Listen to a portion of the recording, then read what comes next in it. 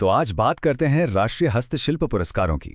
देखिए, ये सिर्फ कोई अवार्ड फंक्शन नहीं है, बल्कि ये भारत की कलात्मक विरासत, उसकी आत्मा को समझने का एक जरिया है। चलिए इस खूबसूरत दुनिया में थोड़ा और गहरा उतरते हैं।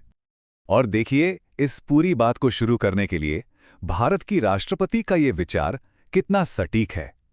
ये हमें याद दिलाता है कि कला सिर्फ कोई सजावट की चीज नहीं है, ये तो हमारी कहानी है। हमारा गुजरा हुआ कल, हमारा आज और आने वाले कल के लिए हमारी उम्मीदें। तो आज हम इन 5 पड़ावों से गुजरेंगे। सबसे पहले समझेंगे कि कला संस्कृति की आत्मा क्यों है। फिर सीधे चलेंगे पुरस्कार समारोह पर, मिलेंगे विजेताओं और उनके हुनर से, इस सेक्टर के असर को जानेंगे और आखिर में देखेंगे कि इसका भविष्य कैसा दिखता है।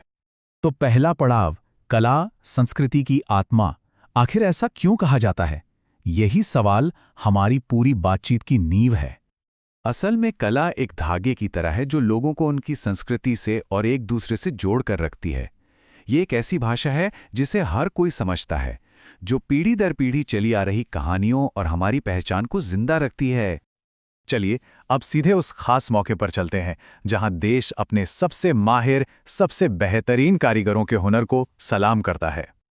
तो तारीख थी 9 दिसंबर 2025।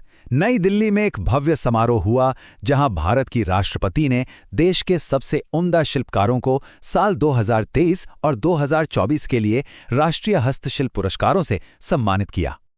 अब जरा आंकड़ों पर नजर डालते हैं और देखते हैं कि इस समारोह में कितनी विविधता और कितने हुनर को सम्मान मिला। तो 2023 और 2024 इन 2 सालों के लिए कुल मिलाकर 48 पुरस्कार दिए गए। जी हां, 48। ये नंबर ही बताता है कि ये सम्मान कितने बड़े पैमाने पर दिया जाता है। और इन 48 में से 12 तो थे प्रतिष्ठित शिल्पगुरु पुरस्कार। ये अवार्ड उन महान शिल्पकारों को दिया जाता है जिन्होंने न सिर्फ अपनी कला में महारत हासिल की है, बल्कि अपनी इस विरासत को आगे भी बढ़ाया है। और ये आंकड़ा बहुत ही महत्वपूर्ण है। सम्मानित कारीगरों में से 20 महिलाएं थीं। ये साफ दिखाता है कि हस्तशिल्प के क्षेत्र में महिलाएं कितनी बड़ी भूमिका निभा रही हैं और अपनी एक अलग पहचान बना रही हैं। और यहां देखिए किन किन कलाओं को सम्मान मिला। पटचित्र और टेराकोटा से लेकर धातु का काम, लकड़ी का काम, पत्थर की नक्काशी और हाथ से छपे कपड़े, मतलब भारत की कलात्मक परंपराओं की पूरी झलक यहां दिखती है। तो सवाल ये है कि ये खूबसूरत चीजें बनाने के अलावा इस सेक्टर का और क्या महत्व है। इसका एक बहुत गहरा सामाजिक और आर्थिक असर भी है, जो शायद हमें पहली नजर में दिखाई नहीं देता। दरअसल हस्तशिल्प की दोहरी भूमिका है। एक तरफ तो ये हमारी सांस्कृतिक पहचान को जिंदा रखता है, तो दूसरी तरफ ये लाखों लोगों के लिए रोजी रोटी का एक बहुत बड़ा जरिया भी है।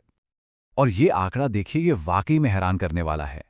ये सेक्टर 32 लाख से ज्यादा लोगों को रोजगार देता है और इनमें से ज्यादातर लोग ग्रामीण और दूर दराज के इलाकों में रहते हैं। और यहाँ एक और दिलचस्प बात सामने आती है। ये सेक्टर महिला सशक्तिकरण का एक पावर हाउस है। सोचिए, इस सेक्टर में काम करने वालों में 68% महिलाएं हैं। ये उन्हें आर्थिक रूप से आत्मनिर्भर बनाता है। आज के समय में एक और बहुत जरूरी पहलू है पर्यावरण। ये पूरा उद्योग टिकाऊ है। ये प्राकृतिक और स्थानीय चीजों का इस्तेमाल करता है और इसका कार्बन फुटप्रिंट भी बहुत कम है, जो इसे सस्टेनेबिलिटी का एक बेहतरीन मॉडल बनाता है। चलिए अब आगे बढ़ते हैं और देखते हैं कि इस पारंपरिक सेक्टर को ग्लोबल फ्यूचर के लिए कैसे तैयार किया जा रहा है। यहाँ जीआई टैग एक बहुत ही जरूरी चीज है। आप इसे किसी प्रोडक्ट का बर्थ सर्टिफिकेट समझ सकते हैं। ये बताता है कि वो प्रोडक्ट एक खास जगह पर बना है और उसकी क्वालिटी असली है। इस टैग से अंतर्राष्ट्रीय बाजार में उसकी पहचान और कीमत दोनों बढ़ते हैं। सरकार भी इस पूरे इकोसिस्टम को मजबूत करने के लिए कई पहल कर रही है, जैसे कि खास प्रोडक्ट्स के लिए जीआई टैग हासिल करना, एक जिला एक उत्पाद को बढ़ावा देना, वोकल फॉर लोकल का समर्थन करना और नई पीढ़ी के उद्यमियों की मदद करना। और जैसा कि राष्ट्रपति ने कहा, ये सेक्टर सिर्फ परंपरा को ही नहीं सहेज रहा, बल्कि युवा उद्यमियों और डिजाइनरों के लिए नए रास्ते भी खोल रहा है। ये इस बात का संकेत है कि कैसे परंपरा और आधुनिकता एक साथ मिलकर आगे बढ़ सकते हैं। और हम आपको इसी एक बड़े सवाल के साथ छोड़े जाते हैं। अपनी इतनी समृद्ध विरासत, बेमिसाल हुनर और सही सरकारी समर्थन के साथ क्या भारत का शिल्प कौशल दुनिया के मंच पर अगला बड़ा ग्लोबल ब्रांड बनने के लिए तैयार है? सोचिएगा जरूर।